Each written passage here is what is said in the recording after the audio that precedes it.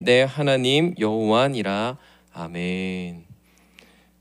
어, 우리 성도님들은 모두 그리스도인이시죠? 네, 크리스찬이시고 우리 성도님들은 크리스찬이시면서 또 그리스도인으로서 어떻게 살아가고 계신가요? 오늘 남양주강영교회 금요 찬양 예배 오신 우리 모든 성도님들을 주님의 이름으로 환영하고 축복합니다. 오늘은 나는 내 하나님 여호와니라 라는 제목을 가지고 하나님의 말씀을 함께 나누기를 원합니다. 오늘부터 이제 금요 예배 설교 순서가 가끔씩 이제 자주 찾아와서 그냥 주제 설교를 계속하기는 어렵겠다라고 지금 판단을 하고 특별히 10계명에 대해서 우리가 1계명부터 한 10계명까지의 말씀을 좀 이렇게 시간이 될 때마다 함께 좀 나눠보면 어떨까 싶어서 오늘부터 출애굽기 20장 10계명에 대한 부분을 좀 함께 나누고자 합니다. 특별히 청년부에서는 좀 함께 이미 좀 나눴었던 본문인데 좀 중간에 멈추게 됐어요. 그래서 저도 좀 아쉬운 마음이 있어서 금요 찬양 예배 때 다시 한번 좀 나누고 싶다라는 생각으로 가지고 나왔습니다. 여러분, 오늘날 교회 또 교회를 다닌다고 하는 그리스도인들, 크리스천들은 이 세상 가운데서 얼마나 신뢰를 받으며 살아가고 있을까요? 벌써 막 암울한 주제로 이야기를 시작하고 있는데 2년 전에 기독교 윤리 실천 단체에서 한국 교회의 사회적 신뢰도에 대한 조사를 시행한 적이 있습니다. 한번 그 결과를 한번 화면으로 한번 보실까요?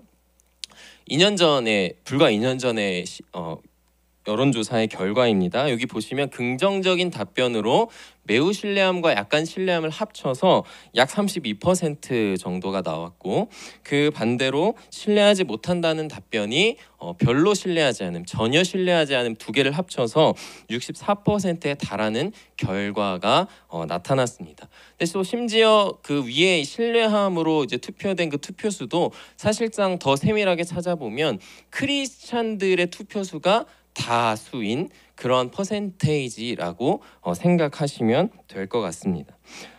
사실 비그리스도인들이 오늘날 교회와 또 그리스도인들에 대한 어떤 그 무리들을 신뢰하지 못하게 되는 그러한 시간은 이미 오랜 시간 좀 지속이 되어져 왔다라는 것도 아마 주변의 분위기들을 통해서 잘 알고 계시리라 생각을 합니다. 그런데 이제는 이제 그리스도인들조차도 교회에 대하여서 신뢰감을 갖지 못하고 있는 그러한 모습들도 조금씩 보여지고 있기도 한 상황들이죠. 그러다 보니까 주변에서 오늘날 한국 교회는 망하고 있다라고 하는 굉장히 부정적인 시각들도 나타나고 있다라는 거죠. 그런데 오늘 저도 이러한 모습 가운데 돌아봤을 때 과연 나는 오늘날의 교회의 모습들을 바라보았을 때 또 내 자신의 모습을 바라보았을 때 나도 과연 내가 교회와 나라는 그리스도인을 신뢰할 수 있을까라는 질문을 던졌을 때 저도 그렇게 당당하게 신뢰할 수 있다라고 답하지 못하는 저 개인적으로도 좀 부끄러운 모습들이 있기도 했습니다.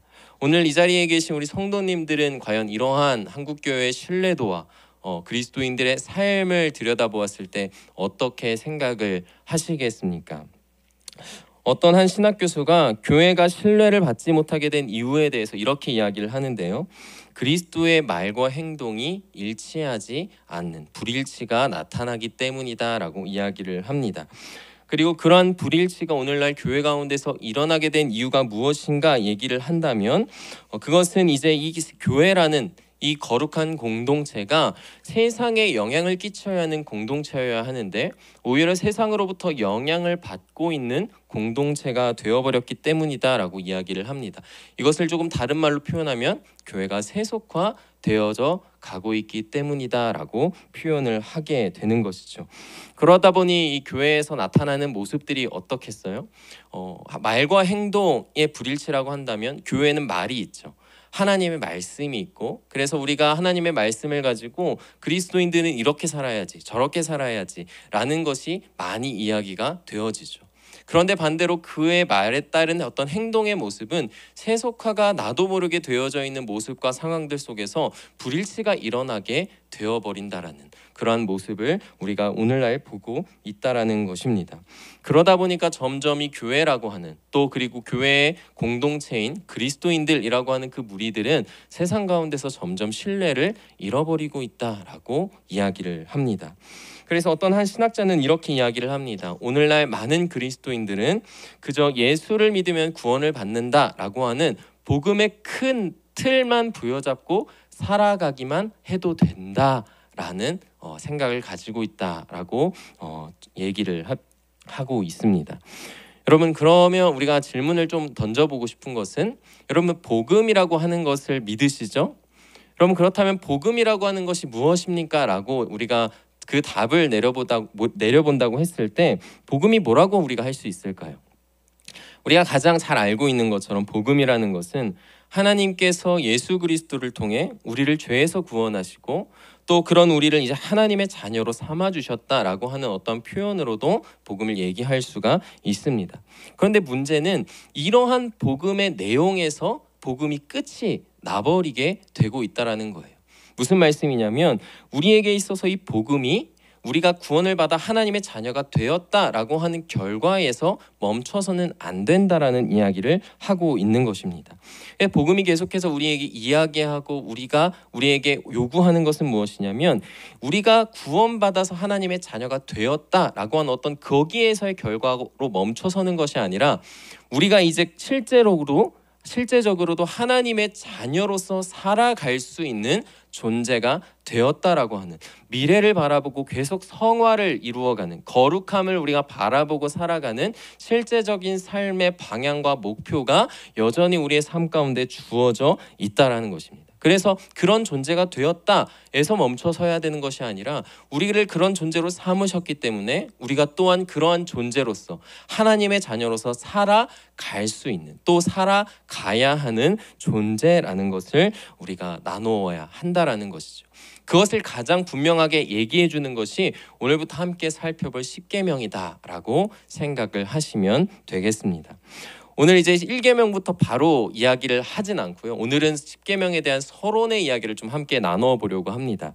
10계명에 대한 사전 이해들이 그래서 조금 필요하겠죠.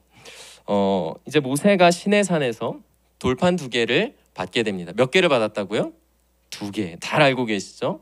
자, 그런데 신명기 5장을 보니까 이 모세가 이런 말씀을 받아가지고 나중에 십계명을 다시 한번 백성들에게 가르치는 모습을 보여줍니다. 그러면서 모세가 이렇게 얘기를 해요. 여호와께서 그것을 2 돌판에 써서 내게 주셨다라고 이야기를 합니다. 자, 그럼 여기서 이제 중요한 첫 번째 주제는 무엇이냐면, 왜 하나님께서는 십계명을 2개를 주셨을까입니다. 자, 생각해 보신 적 있으십니까? 왜 하나님께서는 2개의 십계명 돌판을 주셨을까? 이유와 목적이 분명히 있으시겠죠. 근데 이 이야기를 딱 들으셨을 때 어떤 한 가지 내용이 많이 떠오르실 것이라고 생각을 합니다. 많은 해석들이 지금까지 한국 교회에 있어 왔어요. 근데 그 중에서 제일 많이 알려져 있는 해석이 무엇이었냐면, 십계명을 보면 2부분으로 나눌 수 있다라는 거예요. 첫 번째는 1계명부터 4계명까지 하나님과 사람과의 관계, 대신 관계에 대한 내용이 적혀져 있어서 하나님을 우리가 어떻게 섬기고 어떻게 공경해야 하는가에 대한 내용이 적혀져 있다면, 이제 5계명부터 10계명까지는 사람과 사람과의 관계, 그 대인 관계에 대한 내용이 적혀져 있다. 그래서 돌판 하나에는 무엇이 적혀져 있고, 1계명부터 4계명까지 하나님과 사람에 관한 내용이 적혀져 있고, 2번째 돌판에는 5계명부터 10계명까지 사람과 사람에 대한 대인관계에 대한 내용이 적혀져 있다라고 오래전부터 제가 주일학교 때부터 줄곧 들어왔던 이야기입니다. 근데 이러한 해석들이 실제로 많이 있었습니다. 그런데 오늘날에는 이러한 해석에는 조금 무리가 있고 더욱더 건강한 해석이 조금씩 나타나고 있습니다. 그것은 바로 아까 말씀드린 1계명부터 4계명까지, 5계명부터 10계명까지 이렇게 10계명의 내용을 2 주제로 구분할 수 있는 것은 맞는 이야기지만, 그것이 10계명을 2개 주셨다, 돌판을 2개로 만들어 주셨다라는 내용과는 좀 거리가 멀다라는 이야기가 오늘날 주장이에요. 자, 그러면은 왜 2 돌판을 주셨는지 다른 건강한 해석을 오늘 제가 좀 소개를 하려고 합니다. 이러한 내용을 먼저 이해하기 위해서는요, 고대 근동 아시아, 그 당시 아시아의 법을 우리가 조금 알아야 할 필요가 있어요. 성경은 굉장히 역사적이죠. 사실이고, 그렇기 때문에 그 당시의 문화와 배경을 알았을 때 우리가 성경에 대한 스토리들을 좀 더 자세히 이해할 수가 있습니다. 그 당시에 고대법은 이러한 법이 있었어요. 예를 들어서 두 나라가 어느 날 전쟁을 했다고 생각을 해봅시다. 두 나라가 전쟁을 하면 강한 나라가 다른 약한 나라, 보다 약한 나라를 이기게 되겠죠. 자, 그러면 이때부터 승리한 나라는 종주가 되고 패배한 나라는 봉신이 되어집니다. 자, 그러면 이제 그 두 나라 사이에는 종주권 조약을 이제 맺게 되겠죠. 그래서 그 종주인 나라에서 봉신을 또 지배하기 위한 법을 만들어서 법을 내리게 됩니다. 자, 그러면은 이때 이 조약문을, 종주권 조약을 맺을 때 조약문을 만들게 되는데, 이때 이 조약문을 몇 개를 만들까요? 2개를 만들었다는 거예요. 왜냐하면 하나는 종주국에서, 하나는 봉신국에서 그 조약문을 나눠 가짐으로써 이 두 나라가 종주국의 나라에 포함되었고 속해 있다라는 것을 이 조약문을 통해서 나타냈다라고 이야기를 하는 거죠. 자, 그러면 이제부터 이 봉신국의 나라와 그 백성들은 이제 종주국의 나라의 그 법을 따라서 살아가는, 결국 종주국의 백성들이 되어지는 그러한 결과가 이루어지게 된다는 것입니다. 자, 이러한 배경을 가지고 십계명의 이 두 돌판을 주셨는지 그 이유를 우리가 해석해 볼 수도 있겠죠. 하나님께서 이제 이스라엘 백성들을, 자신의 백성들을 삼으시기 위해서 직접 그 조약문으로 십계명을 쓰시겠다는 거예요. 그리고 그 조약문을 쓰실 때, 십계명을 쏘실 때 내가 너희의 하나님이고 너희는 나의 백성이다 라고 하는 그 종주와의 그 관계를 확실하게 법적으로 드러내기 위해서 하나님이 십계명 돌판을 2개로 만들어서 주셨다라고 해석하는 것이 요즘에 보다 조금 인기가 있는 해석이다라고 생각하시면 되겠습니다. 그래서요, 이 창세기에서 신명기를 쭉 나중에 보시면 십계명 말고도 여러 가지 율법들, 말씀들이 많이 나오잖아요. 그때는 이 율법들을 백성들에게 이 모세를 통하여서 전달을 하실 때 그 가운데는 간접적으로 전달을 하게 하세요. 그래서 너는 내 백성에게 이르되, 그리고 이와 같이 하게 하라 라고 하는 식으로 말씀을 하시는데요, 이 십계명은 완전히 다릅니다. 이 십계명은 직접적으로 백성에게 말씀하시는 말투와 형식을 취하고 있어요. 물론 이 십계명이라고 하는 것도 모세를 통하여서 백성들에게 전달하시는 거지만, 이 십계명의 말씀 명령들을 보면 누구에게 이르라 라고 하는 표현이 나타나지 않고, 나는 너를, 너는 나 외에는 누구에게 어떠한 것을 위하여, 너를 위하여 라고 하는 직접적인 표현들이 담겨져 있습니다. 그래서 이렇게 백성들에게 직접적으로 하나님이 말씀을 하시는데, 이것은 이제 하나님께서 그 백성들에게 친히 십계명을 주심으로써 내가 이제 너희들의 왕이 되겠다, 이스라엘 백성들의 왕이 되겠다라고 하는 것을 선포하고 계시다라는 것입니다. 여러분, 그러면 이제 두 번째로 중요한 것은 무엇이냐면 이 십계명을 언제 어디서 주고 계시냐는 거예요. 오늘 본문을 보면 십계명에 대한 쭉 말씀을 해주시기 전에 이런 말씀을 하십니다. 오늘 본문을 우리 함께 좀 살펴볼까요? 하나님이 이 모든 말씀으로 말씀하여 이르시되 나는 너를 애굽 땅 종되었던 집에서 인도하여 낸 하나님 여호와니라. 아멘. 자, 십계명은 하나님께서 이스라엘 백성들과 어떤 왕과의 백성의 관계를 맺으시는 조약과 같다라고 말씀을 드렸습니다. 자, 이제 2절의 말씀을 다시 한번 보겠습니다. 자, 십계명을 주시는 때가 언제라고 말씀하세요? 2절 말씀을 한번 다시 볼까요? 자, 함께 읽겠습니다. 시작. 애굽 땅 종되었던 집에서 인도하여 낸 내 하나님 여호와니라. 자, 여기 말씀해 보시면 하나님께서 이제 백성들을 앞으로 인도하여 낼이라고 하는 미래를 그리고 있는 것이 아니라 이미 출애굽을 하게 하시고 또 홍해를 건너서 시내산에 도착하게 이미 다 인도하신 이스라엘 백성들에게 말씀하고 계시다라는 것을 굉장히 주의 깊게 생각을 하실 필요가 있습니다. 만약에 이스라엘 민족들이 여러분 애굽에서 출애굽하기 이전에 십계명을 이 백성들에게 주셨다면 그 백성들 사이에서 어떤 일이 일어났을 것 같으세요? 출애굽도 하기 전에 애굽 땅에서 종노릇하면서 뼈 빠지게 고생하고 핍박받고 어려움 가운데 살아가고 있을 때 만약에 하나님이 이 십계명을 이 백성들에게 주셨다면 이 십계명이 이 백성들에게 조건이 되지 않았을까요? 무슨 조건이죠? 구원을 받기 위한, 구원을 얻기 위한, 이 이스라엘 백성들에게 있어서는 출애굽하기 위한, 애굽에서 너가 종노릇하는 데서 해방되려면 너 이 십계명의 말씀을 지켜야 하고 이것을 어기지 않아야 내가 너를 이 애굽 땅에서 인도하여 낼 것이다 라고 하는 해석이 되어버릴 수 있다라는 거예요. 그런데 오늘 이 말씀 가운데 보면 하나님은 이들에게 있어서 조건으로 십계명을 주신 것이 아니라 이미 하나님께서는 이들을 불쌍히 여기시고 이 백성들을 구원하신 이후에 이제는 이들을 자신의 백성으로 삼으시기 위하여서 십계명의 말씀을, 그 조약문을 주고 계시다라는 것입니다. 자, 오늘날 이것은요, 여러분 세상적으로 보면요 정말 바보 같은 일이에요. 말도 안 되는 일입니다. 여호와라고 하는 하나님은 종노릇을 하고 있는 이 노예들을 구원해내시고, 그리고 구원해내신 것만으로도 엄청난 은혜를 주신 것이니까 거기에서 멈추셔도 되는데, 하나님께서는 한 번 더 나아가셔서 그 노예들을 굳이 자신의 백성으로 삼으시겠다고 말씀하시는 거예요. 여러분, 고대 근동 아시아에서는요 이러한 모습들은 상상도 할 수 없는, 신에 대한 개념 가운데는 절대로 있을 수 없는 모습이었습니다. 왜냐하면 그 고대 근동 아시아에 보여지는 신들은요 다 자신들에게 거대한 신전을 지어줘야 하고, 또 자신들에게 매일같이 엄청난 양의 재물과 또 엄청난 양의 금은 보석들, 아름다운 모든 것들을 갖다 바쳐야만 하는 신들이었어요. 물론 사람들이 만들어낸 신이었지만 이 백성들을 향하여서 오히려 착취하고 뜯어내는 것이 고대 근동 아시아의 신에 대한 개념이었습니다.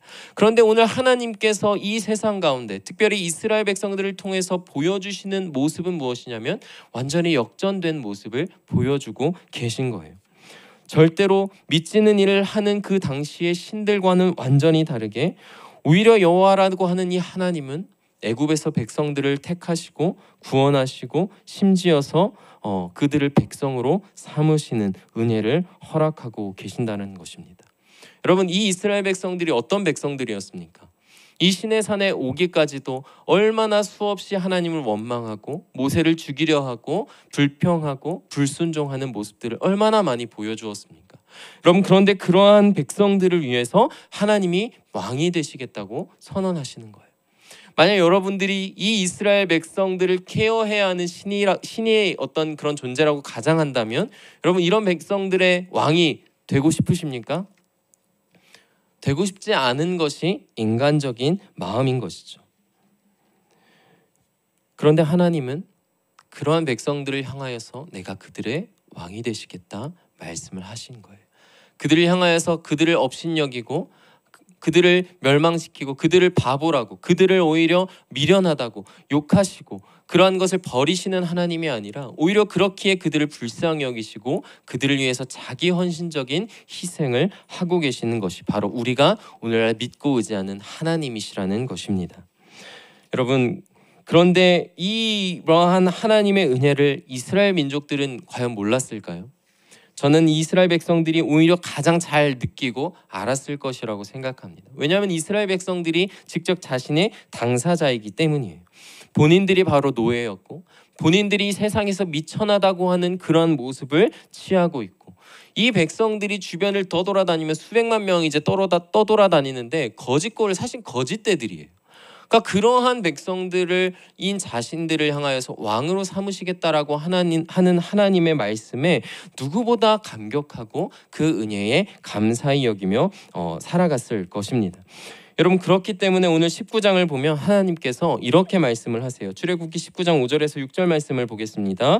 세계가 다 내게 속하였나니 너희가 내 말을 잘 듣고 내 언약을 지키면 너희는 내 모든 민족 중에서 내 소유가 되겠고 너희가 내게 대하여 제사장 나라가 되며 거룩한 백성이 되리라.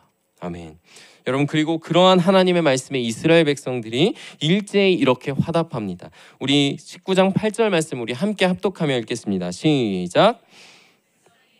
응답하여 이르되 여호와께서 명령하신 대로 우리가 다 행하리이다.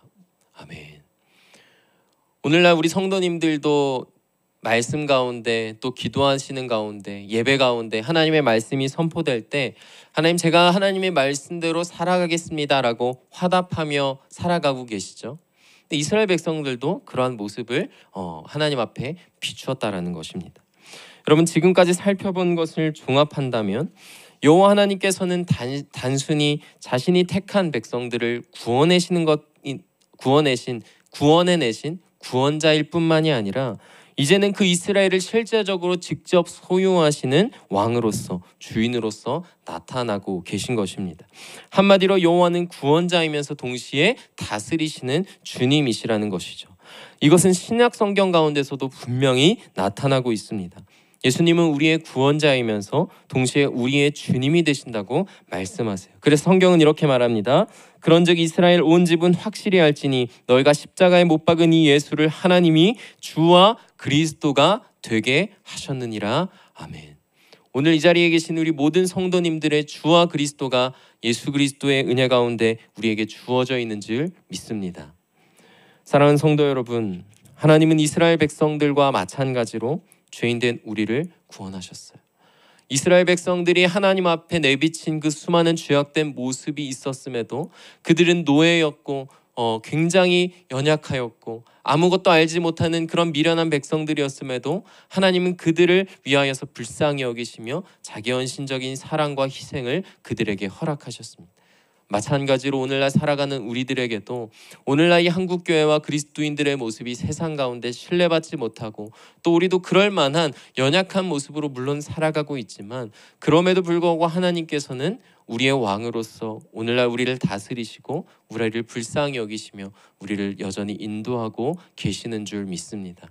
그렇게 우리를 회복시키시고 그 회복한 우리를 향하여서 다시 한번 너가 나의 말씀대로 살아가기를 우리에게 요구하시며 또 그러한 힘을 우리에게 허락하시고 그러한 우리들의 거룩해져가는 모습들을 통해 하나님은 이 세상 가운데서 나는 잘나고 잘 무언가를 많이 하고 뭔가 많이 가지고 있고 어떤 세상에서 특출나다고 하는 그러한 자들을 내가 구원하는 난 그런 하나님이 아니라 나는 불쌍히 여겨야 하고 연약하고 미련하고 구원이 필요한 그 연약한 한 영혼들을 위하여서 사랑하며 나아가는 하나님 여호와이시다라고 우리를 통하여서 또한 말씀하고 계신 줄 믿습니다. 그러한 하나님 가운데 우리가 믿음으로 나아가며 하나님의 말씀을 붙잡고 우리 계속해서 힘있게 그리스도인으로서 하루하루를 살아내기를 주님의 이름으로 소망하고 축복합니다. 우리 말씀 한 절을 같이 한번 읽겠습니다. 마태복음 5장 14절에서 16절까지의 말씀인데요. 우리의 어떤 결단과 또 적용의 말씀이라고 생각하고 우리 함께 이 말씀을 함께 합독하면 좋겠습니다. 시작. 너희는 세상의 빛이라. 산 위에 있는 동네가 숨겨지지 못할 것이요 사람이 등불을 켜서 말 아래에 두지 아니하고 등경 위에 두나니 이러므로 집안 모든 사람에게 비치느니라. 이같이 너희 빛이 사람 앞에 비치게 하여 그들로 너희 착한 행실을 보고 하늘에 계신 너희 아버지께 영광을 돌리게 하라. 아멘. 이제 앞으로 기회가 될 때마다 이 십계명의 말씀을 이제 하나하나씩 나누어 가려고 합니다. 그 시간이 지나면서 우리는 우리를 구원하신 그 그분의 그 말씀 가운데 우리가 그분을 구원자로서만 섬기는 것이 아니라 우리를 인도해 가시는 주님으로서 우리의 왕으로서 우리가 섬기면서 참된 그리스도인으로 그래서 우리가 이 세상을 어두워져가는 이 세상을 예수 그리스도의 빛으로 밝혀내며 이 세상의 오해들을 다 뿌리 뽑고 하나님의 참된 진리로 실천해 나아가는 나타내 나아가는 그 우리의 복된 성도님들의 삶과 교회가 되기를 주님